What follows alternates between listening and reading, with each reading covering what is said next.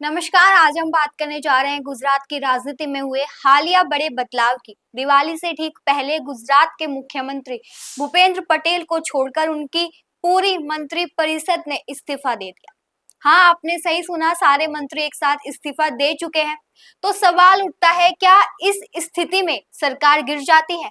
असल में भारत के संविधान के हिसाब से सिर्फ मंत्रियों के इस्तीफे से सरकार नहीं गिरती। सरकार तब ही अस्थिर मानी जाती है जब मुख्यमंत्री खुद इस्तीफा दे दे। यानी अगर मुख्यमंत्री पद पर बने रहते हैं तो प्रशासनिक कामकाज चलता रहता है और सरकार तकनीकी रूप से बनी रहती है। अब दूसरा सवाल, अगर सारे मंत्री इस्तीफा दे दे तो बड़े फैसले कौन लेता है? संविधान के अनुच्छेद 164 के मुताबिक राज्य के सभी मंत्री मुख्यमंत्री की सलाह पर नियुक्त होते हैं। यानी मंत्री परिषद की नींव और शक्ति मुख्य रूप से मुख्यमंत्री पर टिकी होती है। अगर सारे मंत्री इस्तीफा दे दे लेकिन मुख्यमंत्री पद पर बने रहे तो वे अस्थायी रूप से शासन चला सकते हैं। वे चाहे तो नए मंत्री नियुक्त कर सकते हैं या पुराने मंत्रियों के इस्तीफे स्वीकार करके नई टीम बना सकते हैं। इस दौरान प्रशासनिक कामकाज बिना किसी रुकावट के चलता रहता है। लेकिन मामला तब बदल जाता है जब मुख्यमंत्री खुद इस्तीफा दे दे। ऐसा होने पर पूरी मंत्री परिषद अपने आप समाप्त मानी जाती है। ऐसे समय में राज्यपाल के पास दो विकल्प होते हैं, किसी अन्य पार्टी या गठबंधन को सरकार बनाने का मौका देना यदि वह बहुमत साबित कर सके।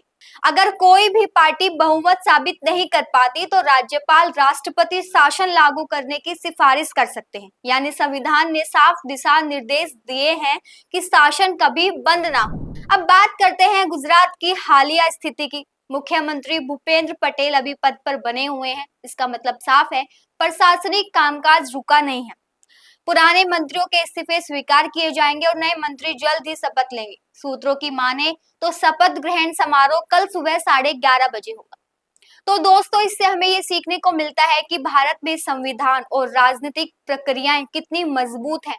चाहे सारे मंत्री इस्तीफा दे लेकिन मुख्यमंत्री और राज्यपाल के समन्वय से सरकार चलती रहती है। और एक बात, ये घटना हमें राजनीतिक स्थिरता और प्रशासनिक निर्णय लेने की प्रक्रिया को समझने का मौका भी देती है। अक्सर लोग सोचते हैं कि सारे मंत्री इस्तीफा दे तो सरकार गिर जाएगी, लेकिन हकीकत इससे अलग है। तो देखिए, गुजरात में इस समय प्रशासनिक कामकाज चल रहा है और नए मंत्रियों के शपथ ग्रहण के साथ ही राजनीति में नई हलचल शुरू होने वाली है। इस पूरी कहानी से एक बात साफ है, भारत सरकार का संविधान हर परिस्थिति में शासन को सुचारू रूप से चलाने की व्यवस्था करता है। चाहे इस्तीफे हो, मंत्रियों की बदलाव हो या नए मंत्री परिषद का गठन, जनता और प्रशासन को प्रभावित होने नहीं दिया जाता। दोस्तों, ये थी गुजरात की राजनीतिक हलचल की पूरी कहानी। कल सुबह नए मंत्रियों के साथ शपथ ग्रहण के बाद हम देखेंगे कि राज्य की राजनीति किस दिशा में जाएगी। तो बने रहिए हमारे साथ, क्योंकि हम लेकर आते रहेंगे ऐसी सारी अपडेट्स, विश्लेषण और प्रशासनिक फैसलों की जानकारी। नमस्कार।